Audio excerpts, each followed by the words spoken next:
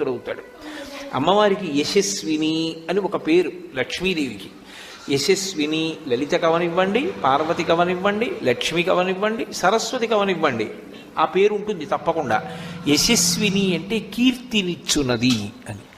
కీర్తి మనిషి జీవితంలో సంపాదించి తీరవలసినటువంటి విషయం. అందుకే భూపసభాంతరాళవన పుష్కళవాక్యతురత్వమాజి బాహాపటు శక్తియున్ యశమునందనురక్తియు ప్రకృతి సిద్ధగుణంబులు సజ్జనాళికిన్ అంటాడు భర్తృహరి.